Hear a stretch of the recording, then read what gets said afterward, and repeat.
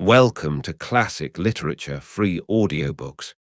Today, we delve into The House on the Borderland by William Hope Hodgson, a foundational piece of literature that has captivated imaginations since its publication. Settle in, clear your mind, and let the rich tapestry of this tale unfold around you. Now, let the story begin with the house on the borderland. To my father, whose feet tread the lost eons, open the door and listen. Only the wind's muffled roar and the glisten of tears round the moon, and in fancy the tread of vanishing shoon out in the night with the dead. Hush, and hark to the sorrowful cry of the wind in the dark.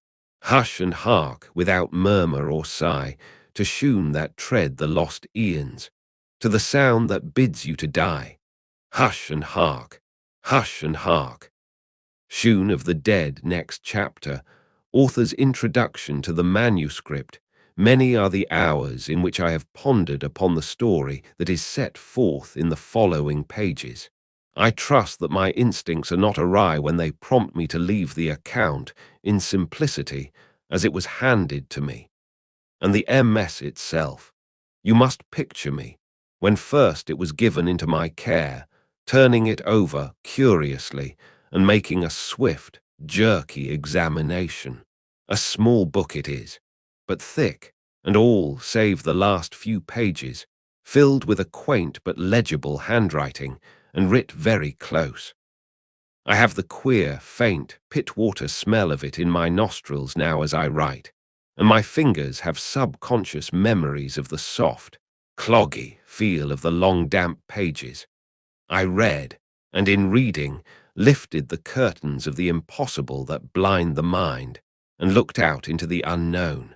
Amid stiff, abrupt sentences I wandered, and presently I had no fault to charge against their abrupt tellings, for better far than my own ambitious phrasing is this mutilated story capable of bringing home all that the old recluse of the vanished house had striven to tell.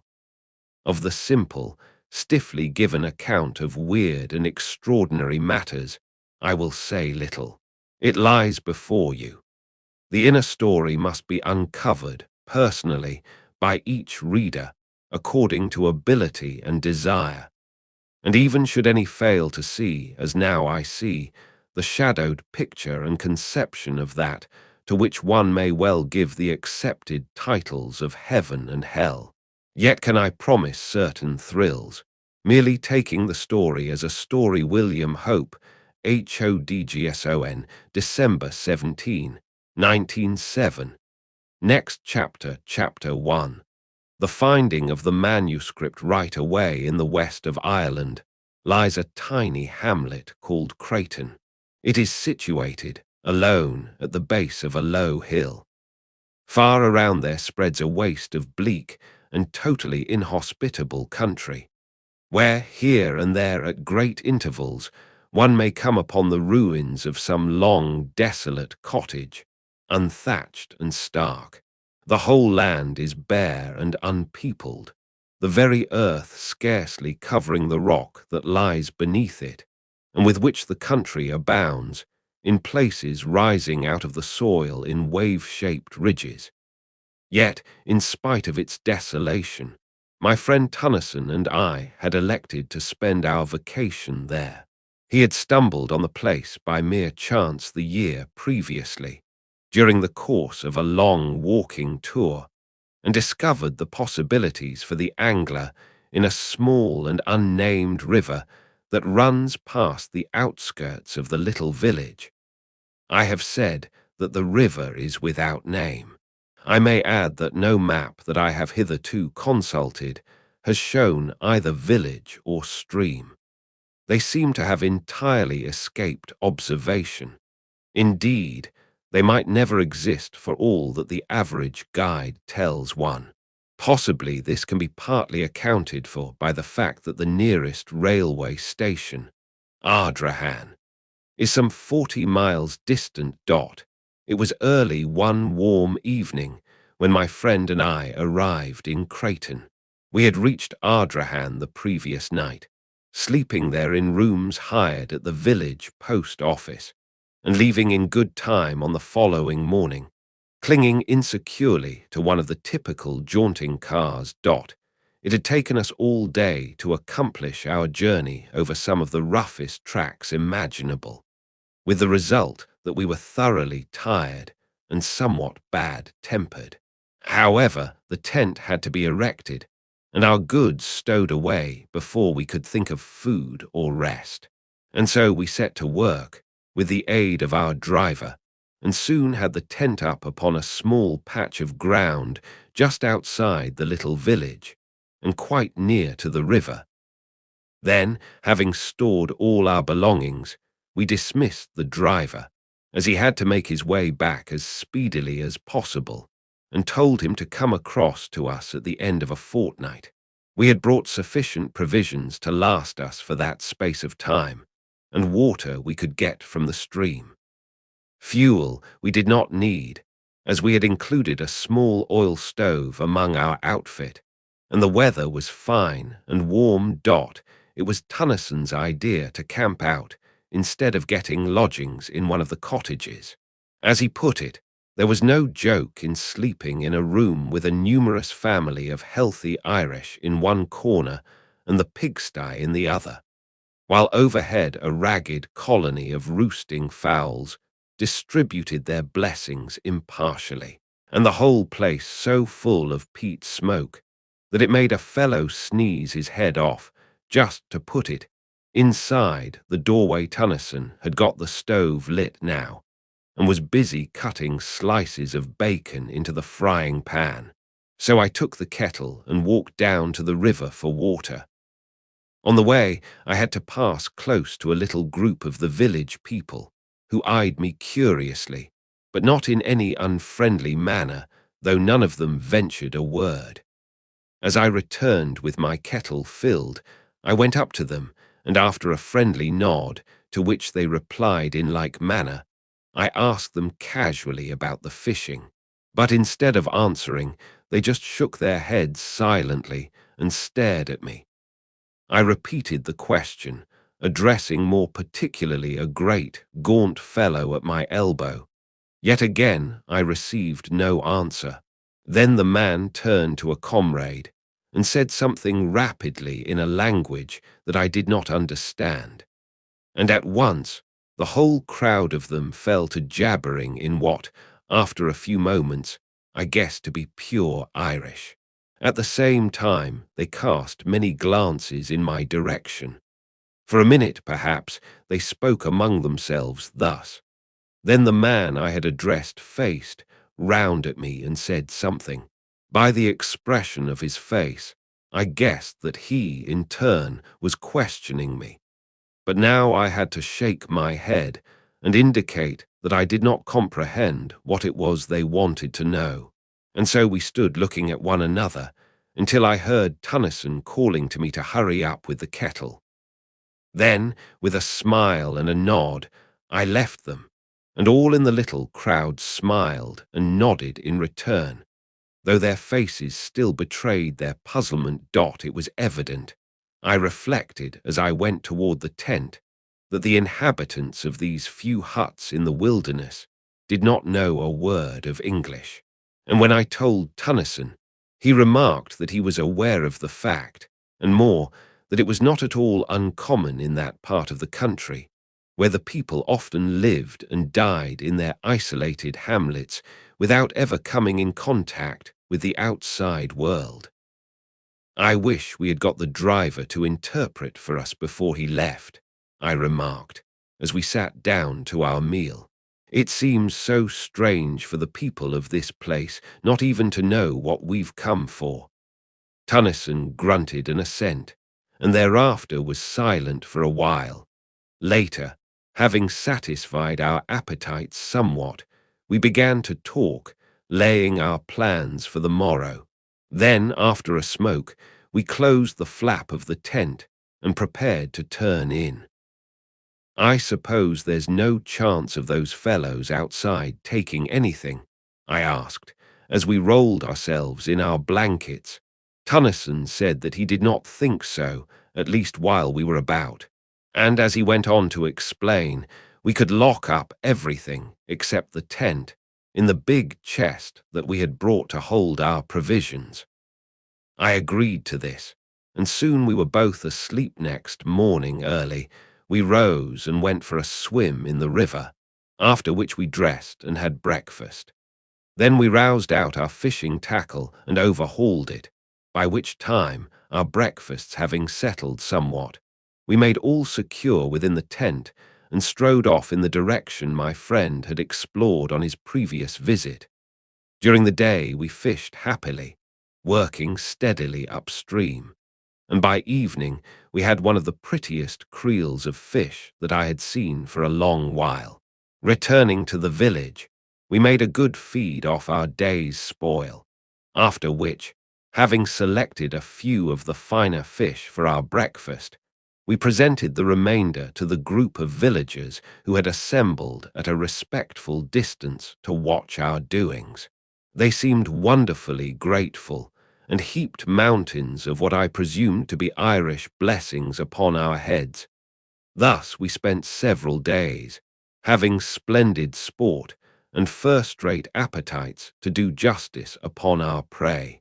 We were pleased to find how friendly the villagers were inclined to be, and that there was no evidence of their having ventured to meddle with our belongings during our absences. It was on a Tuesday that we arrived in Creighton, and it would be on the Sunday following that we made a great discovery. Hitherto we had always gone upstream. On that day, however, we laid aside our rods and, taking some provisions, set off for a long ramble in the opposite direction. The day was warm, and we trudged along leisurely enough, stopping about midday to eat our lunch upon a great flat rock near the riverbank. Afterward we sat and smoked a while, resuming our walk only when we were tired of inaction. For perhaps another hour we wandered onward, chatting quietly and comfortably on this and that matter, and on several occasions stopping while my companion, who is something of an artist, made rough sketches of striking bits of the wild scenery. And then, without any warning whatsoever, the river we had followed so confidently came to an abrupt end, vanishing into the earth. "Good Lord," I said, "whoever would have thought of this?" And I stared in amazement. Then I turned to Tennyson. He was looking, with a blank expression upon his face, at the place where the river disappeared. In a moment he spoke. "Let us go on a bit. It may reappear again. Anyhow, it is worth investigating." I agreed, and we went forward once more, though rather aimlessly, for we were not at all certain in which direction to prosecute our search. For perhaps a mile we moved onward. Then Tennyson, who had been gazing about curiously, stopped and shaded his eyes. "See," he said after a moment, "isn't that mist or something, over there to the right, away in a line with that great piece of rock?" And he indicated with his hand. I stared, and after a minute seemed to see something, but could not be certain, and said so. "Anyway," my friend replied, "we'll just go across and have a glance." And he started off in the direction he had suggested, I following. Presently we came among bushes, and after a time, out upon the top of a high, boulder-strewn bank, from which we looked down into a wilderness of bushes and trees. "Seems as though we had come upon an oasis in this desert of stone," muttered Tennyson, as he gazed interestedly. Then he was silent, his eyes fixed, and I looked also, for up from somewhere about the centre of the wooded lowland there rose high into the quiet air a great column of haze-like spray, upon which the sun shone, causing innumerable rainbows. "How beautiful!" I exclaimed. "Yes," answered Tennyson thoughtfully. "There must be a waterfall or something over there. Perhaps it's our river come to light again." Let's go and see. Down the sloping bank we made our way and entered among the trees and shrubberies. The bushes were matted, and the trees overhung us, so that the place was disagreeably gloomy. Though not dark enough to hide from me the fact that many of the trees were fruit trees, and that here and there one could trace indistinctly signs of a long departed cultivation. Thus it came to me that we were making our way through the riot of a great and ancient garden. I said as much to Tennyson, and he agreed that there certainly seemed reasonable grounds for my belief. What a wild place it was, so dismal and sombre. Somehow, as we went forward, a sense of the silent loneliness and desertion of the old garden grew upon me, and I felt shivery.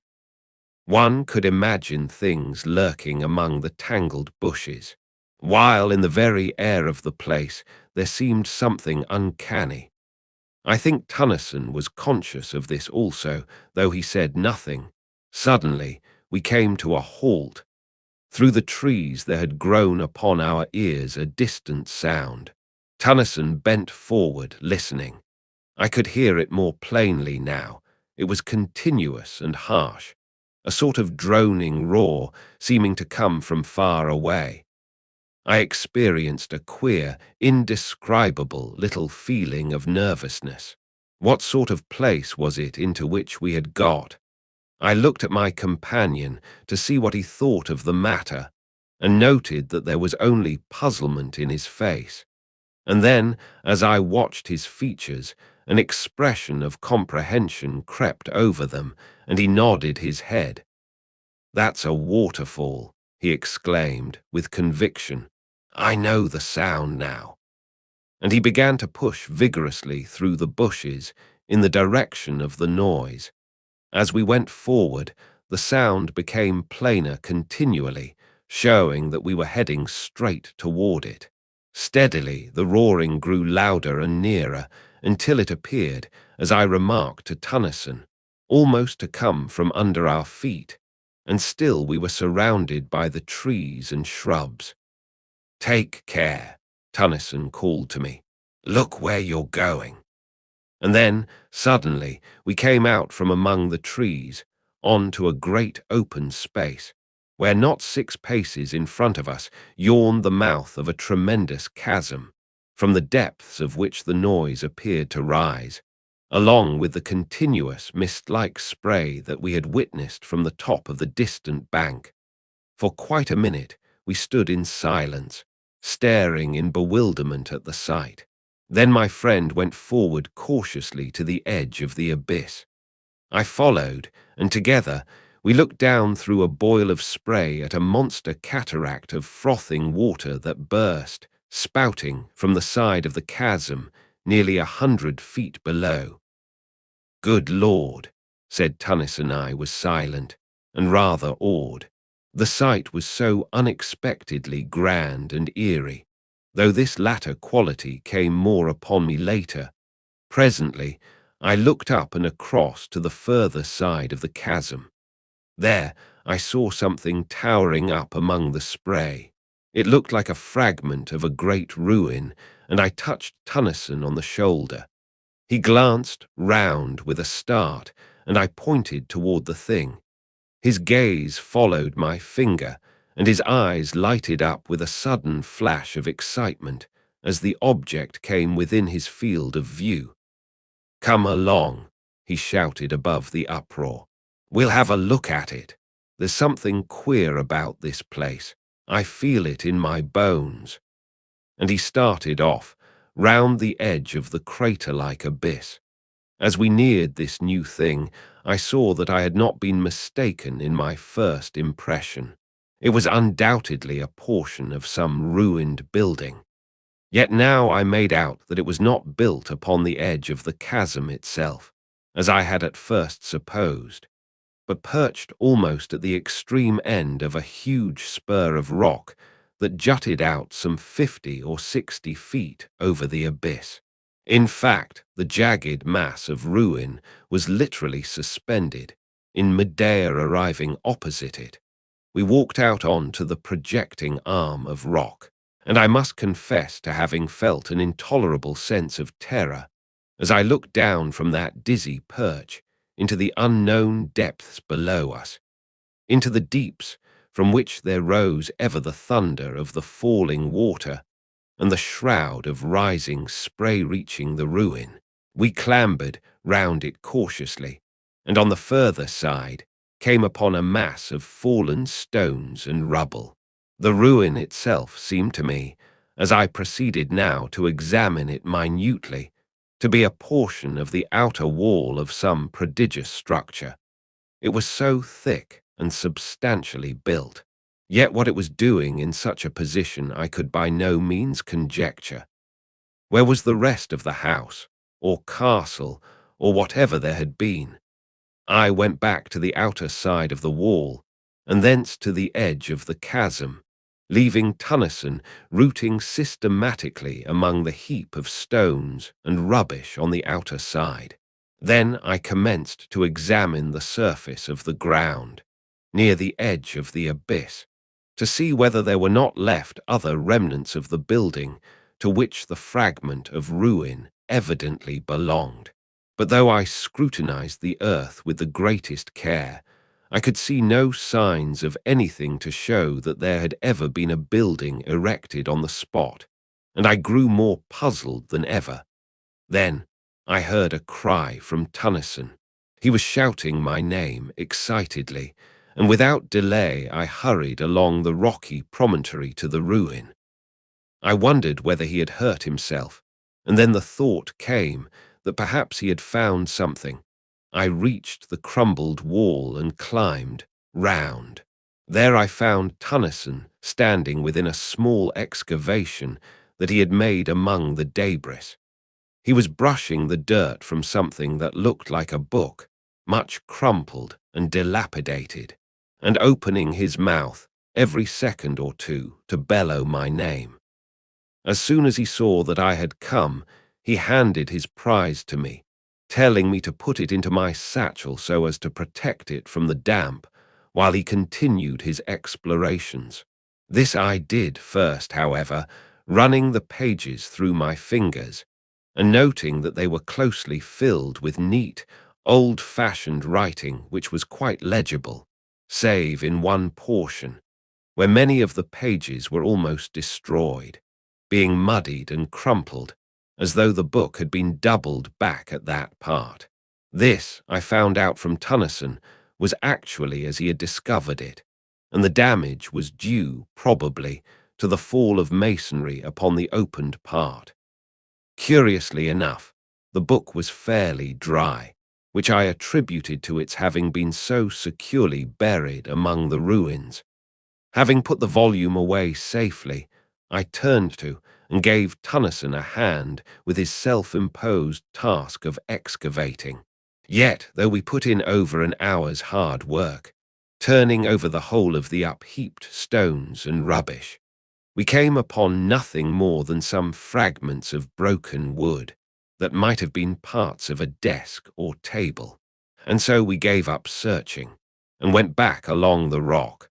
Once more to the safety of the land, the next thing we did was to make a complete tour of the tremendous chasm, which we were able to observe was in the form of an almost perfect circle, save for where the ruin-crowned spur of rock jutted out, spoiling its symmetry.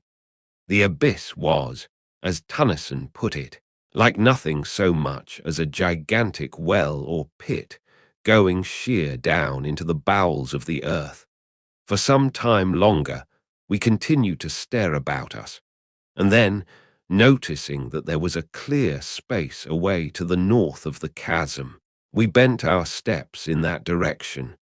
Here, distant from the mouth of the mighty pit by some hundreds of yards, we came upon a great lake of silent water, silent, that is, save in one place where there was a continuous bubbling and gurgling now, being away from the noise of the spouting cataract. We were able to hear one another speak, without having to shout at the tops of our voices, and I asked Tennyson what he thought of the place. I told him that I didn't like it, and that the sooner we were out of it, the better I should be pleased.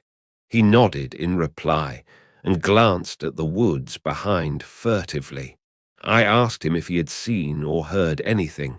He made no answer, but stood silent, as though listening, and I kept quiet also. Suddenly he spoke. "Hark," he said sharply. I looked at him, and then away among the trees and bushes, holding my breath involuntarily. A minute came and went in strained silence, yet I could hear nothing, and I turned to Tennyson to say as much. And then, even as I opened my lips to speak, there came a strange wailing noise out of the wood on our left. It appeared to float through the trees, and there was a rustle of stirring leaves, and then silence. All at once, Tennyson spoke and put his hand on my shoulder. "Let us get out of here," he said, and began to move slowly toward where the surrounding trees and bushes seemed thinnest. As I followed him, it came to me suddenly that the sun was low, and that there was a raw sense of chilliness in the air. Tennyson said nothing further, but kept on steadily. We were among the trees now, and I glanced around nervously, but saw nothing save the quiet branches and trunks and the tangled bushes. Onward we went, and no sound broke the silence, except the occasional snapping of a twig under our feet as we moved forward.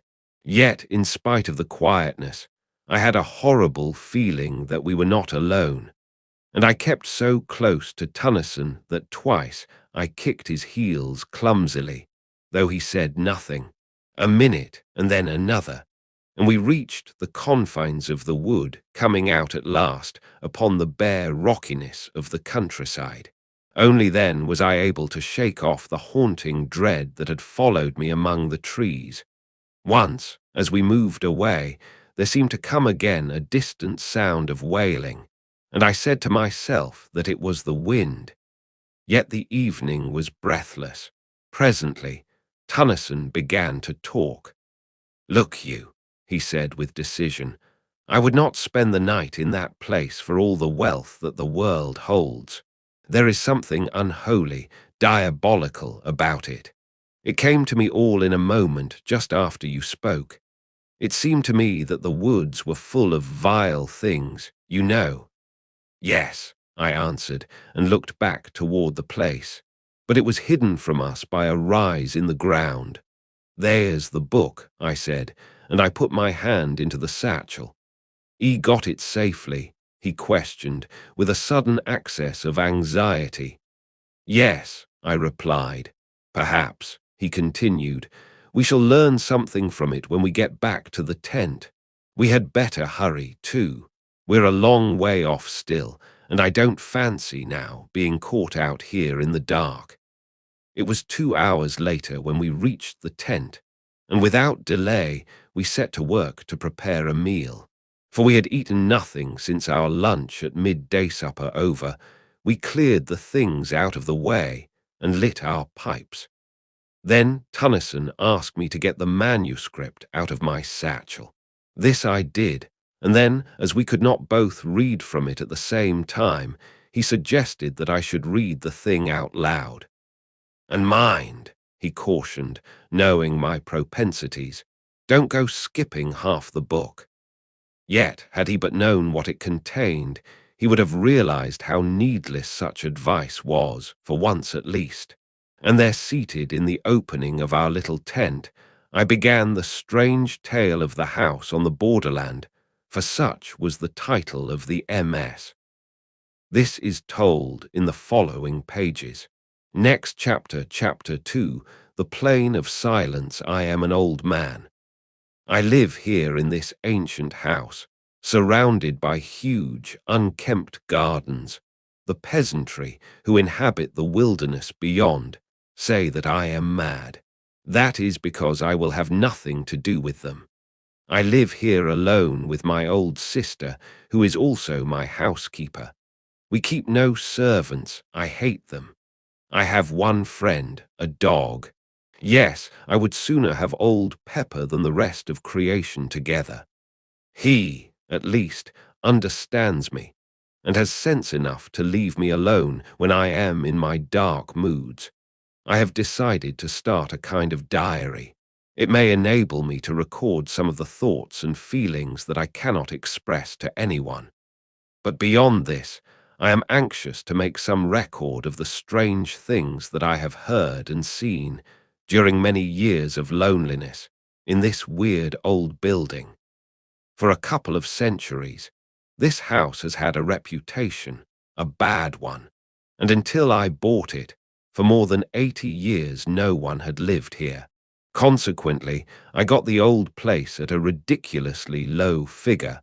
I am not superstitious, but I have ceased to deny that things happen in this old house, things that I cannot explain, and therefore I must needs ease my mind by writing down an account of them to the best of my ability.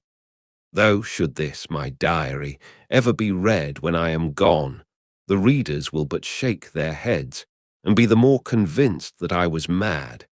This house, how ancient it is, though its age strikes one less, perhaps, than the quaintness of its structure, which is curious and fantastic to the last degree. Little curved towers and pinnacles, with outlines suggestive of leaping flames, predominate, while the body of the building is in the form of a circle.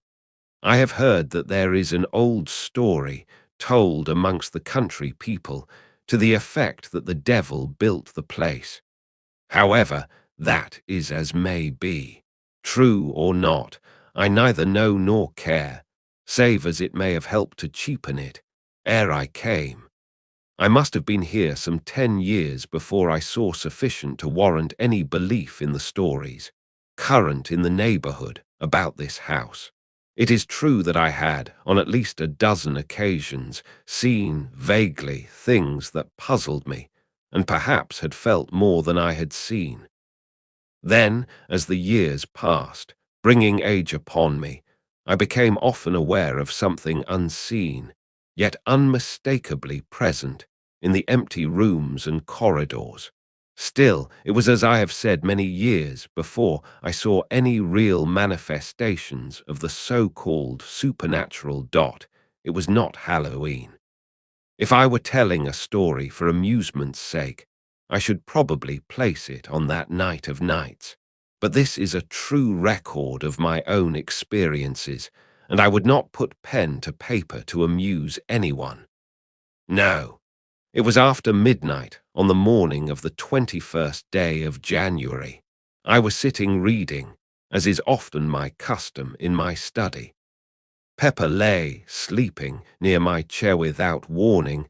The flames of the 2 candles went low, and then shone with a ghastly green effulgence.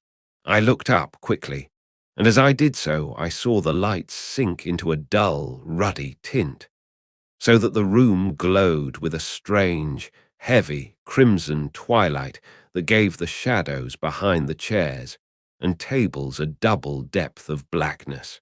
And wherever the light struck, it was as though luminous blood had been splashed over the room. Down on the floor, I heard a faint, frightened whimper, and something pressed itself in between my 2 feet.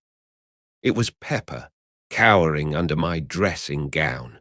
Pepper, usually as brave as a lion, it was this movement of the dog's, I think, that gave me the first twinge of real fear. I had been considerably startled when the lights burnt first green and then red, but had been momentarily under the impression that the change was due to some influx of noxious gas into the room. Now, however, I saw that it was not so, for the candles burned with a steady flame and showed no signs of going out, as would have been the case had the change been due to fumes in the atmosphere. I did not move. I felt distinctly frightened, but could think of nothing better to do than wait. For perhaps a minute I kept my glance about the room nervously. Then I noticed that the lights had commenced to sink very slowly, until presently they showed minute specks of red fire, like the gleamings of rubies in the darkness. Still, I sat watching, while a sort of dreamy indifference seemed to steal over me, banishing altogether the fear that had begun to grip me away in the far end of the huge, old-fashioned room. I became conscious of a faint glow. Steadily it grew, filling the room with gleams of quivering green light. Then they sank quickly and changed, even as the candle flames had done, into a deep, somber crimson that strengthened and lit up the room with a flood of awful glory. The light came from the end wall and grew ever brighter until its intolerable glare caused my eyes acute pain, and involuntarily I closed them. It may have been a few seconds before I was able to open them. The first thing I noticed was that the light had decreased greatly, so that it no longer tried my eyes.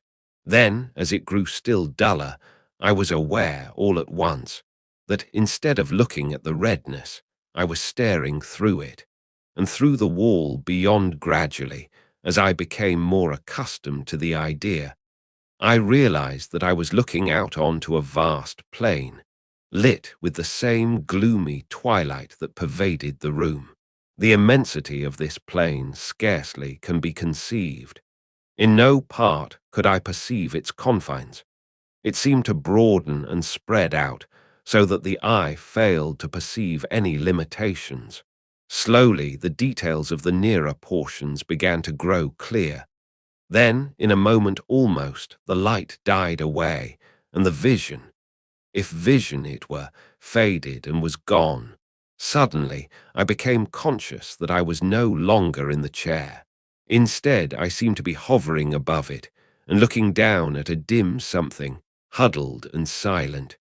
In a little while, a cold blast struck me, and I was outside in the night, floating like a bubble up through the darkness. As I moved, an icy coldness seemed to enfold me, so that I shivered. After a time, I looked to right and left, and saw the intolerable blackness of the night, pierced by remote gleams of fire. Onward, outward, I drove. Once I glanced behind and saw the earth, a small crescent of blue light, receding away to my left. Further off, the sun, a splash of white flame, burned vividly against the dark and indefinite period past. Then, for the last time, I saw the earth, an enduring globule of radiant blue, swimming in an eternity of ether. And there I, a fragile flake of soul dust, flickered silently across the void, from the distant blue into the expanse of the unknown great while seemed to pass over me, and now I could nowhere see anything. I had passed beyond the fixed stars and plunged into the huge blackness that waits beyond. All this time I had experienced little, save a sense of lightness and cold discomfort. Now, however, the atrocious darkness seemed to creep into my soul, and I became filled with fear and despair. What was going to become of me? Where was I going? Even as the thoughts were formed, there grew against the impalpable blackness that wrapped me a faint tinge of blood. It seemed extraordinarily remote and mist-like.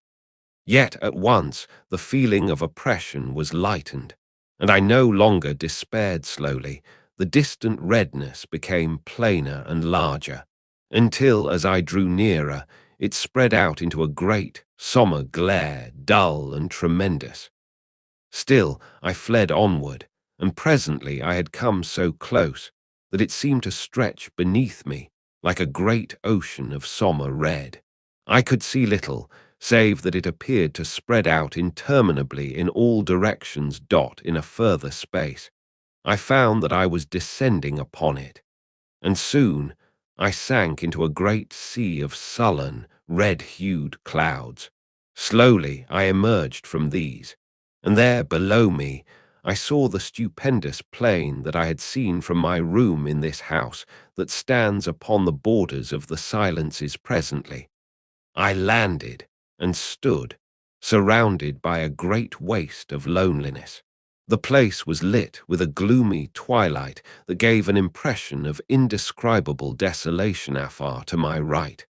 Within the sky, there burnt a gigantic ring of dull red fire, from the outer edge of which were projected huge, writhing flames, darted and jagged.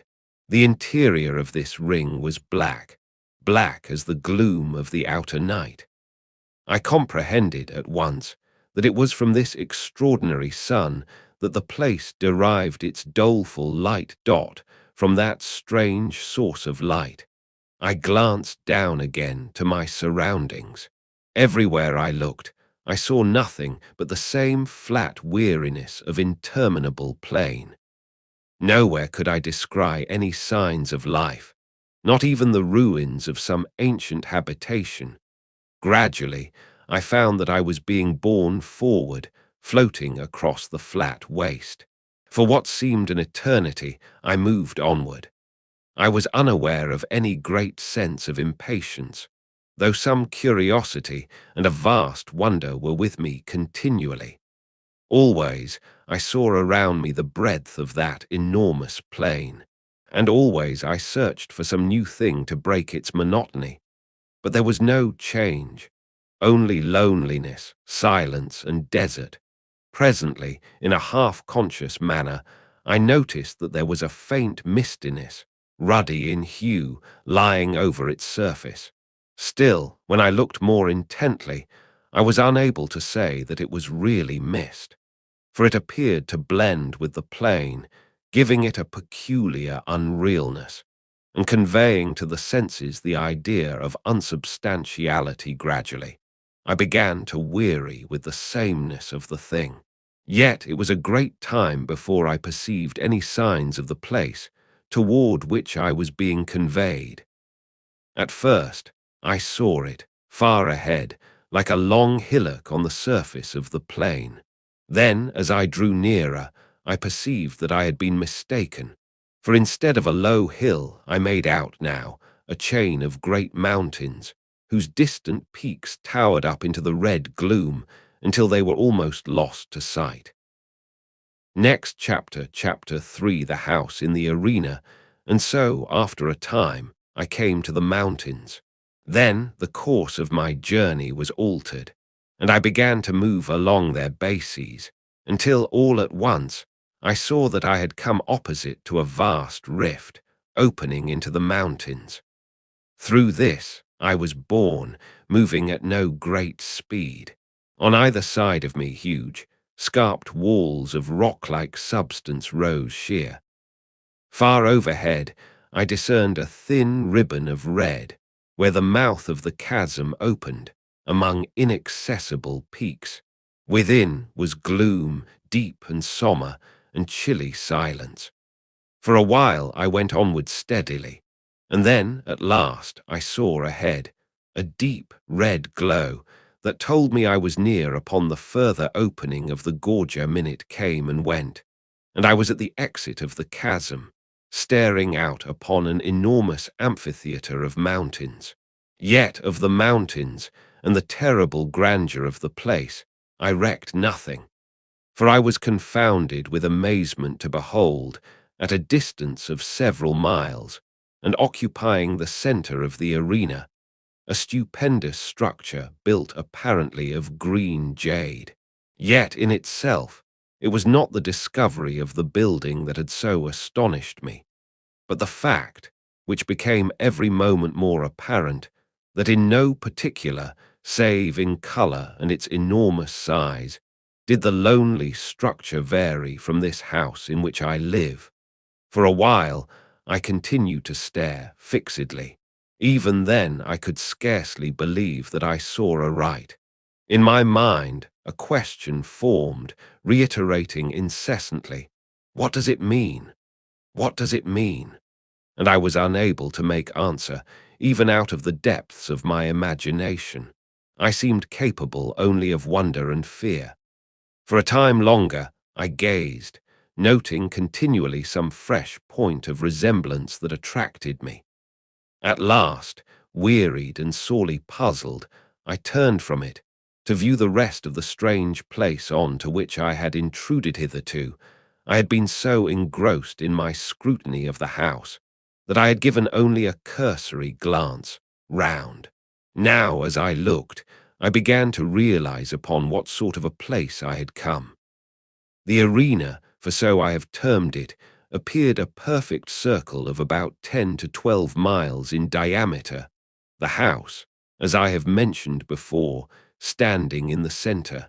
The surface of the place, like to that of the plain, had a peculiar, misty appearance that was yet not missed dot from a rapid survey. My glance passed quickly upward along the slopes of the circling mountains. How silent they were! I think that this same abominable stillness was more trying to me than anything that I had so far seen or imagined. I was looking up now at the great crags, towering so loftily. Up there, the impalpable redness gave a blurred appearance to everything. And then, as I peered, curiously, a new terror came to me. For away up among the dim peaks to my right, I had descried a vast shape of blackness, giant-like. It grew upon my sight.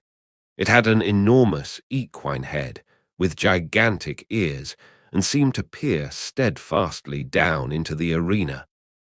There was that about the pose that gave me the impression of an eternal watchfulness, of having warded that dismal place through unknown eternities. Slowly, the monster became plainer to me, and then, suddenly, my gaze sprang from it to something further off and higher among the crags. For a long minute, I gazed fearfully. I was strangely conscious of something not altogether unfamiliar, as though something stirred in the back of my mind. The thing was black and had 4 grotesque arms. The features showed indistinctly. Round the neck, I made out several light-colored objects. Slowly, the details came to me, and I realized, coldly, that they were skulls. Further down the body was another circling belt, showing less dark against the black trunk. Then, even as I puzzled to know what the thing was, a memory slid into my mind, and straightway I knew that I was looking at a monstrous representation of Kali, the Hindu goddess of death. Other remembrances of my old student days drifted into my thoughts. My glance fell back upon the huge beast-headed thing. Simultaneously, I recognized it for the ancient Egyptian god Set, or Seth, the destroyer of souls. With the knowledge, there came a great sweep of questioning. I stopped and endeavored to think. Things beyond my imagination peered into my frightened mind. I saw, obscurely, the old gods of mythology. I tried to comprehend to what it was all pointing. My gaze dwelt flickeringly between the two. If an idea came swiftly, and I turned and glanced rapidly upward, searching the gloomy crags away to my left. Something loomed out under a great peak, a shape of greyness. I wondered I had not seen it earlier, and then remembered I had not yet viewed that portion. I saw it more plainly now. It was, as I have said, grey. It had a tremendous head, but no eyes. That part of its face was blank. Now I saw that there were other things up among the mountains. Further off, reclining on a lofty ledge, I made out a livid mass, irregular and ghoulish. It seemed without form, save for an unclean, half-animal face that looked out vilely from somewhere about its middle. And then I saw others. There were hundreds of them. They seemed to grow out of the shadows. Several I recognized almost immediately as mythological deities. Others were strange to me, utterly strange, beyond the power of a human mind to conceive on each side. I looked and saw more continually. The mountains were full of strange things, beast gods, and horrors so atrocious and bestial that possibility and decency deny any further attempt to describe them. And I was filled with a terrible sense of overwhelming horror and fear and repugnance. Yet, spite of these, I wondered exceedingly. Was there then, after all, something in the old heathen worship, something more than the mere deifying of men, animals, and elements? The thought gripped me. Was there, later, a question repeated itself? What were they, those beast gods, and the others? At first, they had appeared to me just sculptured monsters placed indiscriminately among the inaccessible peaks and precipices of the surrounding mountains. Now, as I scrutinized them with greater intentness, my mind began to reach out to fresh conclusions. There was something about them, an indescribable sort of silent vitality that suggested, to my broadening consciousness, a state of life in death, a something that was by no means life, as we understand it, but rather an inhuman form of existence that well might be likened to a deathless trance, a condition in which it was possible to imagine their continuing eternally. Immortal, the word rose in my thoughts unbidden, and straightway I grew to wondering whether this might be the immortality of the gods. And then, in the midst of my wondering and musing, something happened. Until then, I had been staying just within the shadow of the exit of the great rift. Now, without volition on my part, I drifted out of the semi-darkness and began to move slowly across the arena toward the house. At this, I gave up all thoughts of those prodigious shapes above me, and could only stare frightenedly at the tremendous structure toward which I was being conveyed so remorselessly. Yet, though I searched earnestly, I could discover nothing that I had not already seen, and so became gradually calmer. Presently, I had reached a point more than halfway between the house and the gorge. All around was spread the stark loneliness of the place and the unbroken silence. Steadily, I neared the great building. Then, all at once, something caught my vision, something that came round one of the huge buttresses of the house, and so into full view. It was a gigantic thing, and moved with a curious lope, going almost upright, after the manner of a man.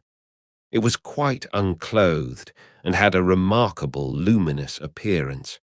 Yet it was the face that attracted and frightened me the most. It was the face of a swine. Silently, intently, I watched this horrible creature, and forgot my fear momentarily in my interest in its movements. It was making its way, cumbrously round the building, stopping as it came to each window to peer in and shake at the bars with which, as in this house, they were protected. And whenever it came to a door, it would push at it, fingering the fastening stealthily. Evidently, it was searching for an ingress into the house I had come now to within less than a quarter of a mile of the great structure, and still I was compelled forward. Abruptly, the thing turned and gazed hideously in my direction. It opened its mouth, and for the first time, the stillness of that abominable place was broken by a deep, booming note that sent an added thrill of apprehension through me. Then, immediately, I became aware that it was coming toward me, swiftly and silently. In an instant, it had covered half the distance that lay between, and still I was borne helplessly to meet it. Only 100 yards, and the brutish ferocity of the giant face numbed me with a feeling of unmitigated horror. I could have screamed in the supremeness of my fear, and then, in the very moment of my extremity and despair, I became conscious that I was looking down upon the arena from a rapidly increasing height. I was rising. In an inconceivably short while, I had reached an altitude of many 100 feet. Beneath me, the spot that I had just left was occupied by the foul swine creature. It had gone down on all fours and was snuffing and rooting like a veritable hog at the surface of the arena. A moment and it rose to its feet, clutching upward, with an expression of desire upon its face such as I have never seen in this world. Continually, I mounted higher. A few minutes, it seemed, and I had risen above the great mountains, floating, alone, afar in the redness. At a tremendous distance below, the arena showed, dimly, with the mighty house looking no larger than a tiny spot of green. The swine thing was no longer visible. Presently, I passed over the mountains, out above the huge breadth of the plain. Far away on its surface, in the direction of the ring-shaped sun, there showed a confused blur. I looked toward it, indifferently. It reminded me, somewhat, of the first glimpse I had caught of the mountain amphitheater with a sense of weariness. I glanced upward at the immense ring of fire. What a strange thing it was. Then, as I stared, out from the dark center, there spurted a sudden flare of extraordinary vivid fire. Compared with the size of the black center, it was as naught, yet in itself stupendous. With awakened interest, I watched it carefully, noting its strange boiling and glowing. Then, in a moment, the whole thing grew dim and unreal, and so passed out of sight. Much amazed, I glanced down to the plain from which I was still rising. Thus, I received a fresh surprise. The plain, everything had vanished, and only a sea of red mist was spread far below me. Gradually, as I stared, this grew remote, and died away into a dim, far mystery of red against an unfathomable night. A while, and even this had gone, and I was wrapped in an impalpable, lightless gloom. And that concludes our reading of The House on the Borderland. I hope you enjoyed it. If you did, please give this video a like, share your thoughts in the comments, and subscribe for more free audiobooks. Don't forget the bell. Thanks for listening.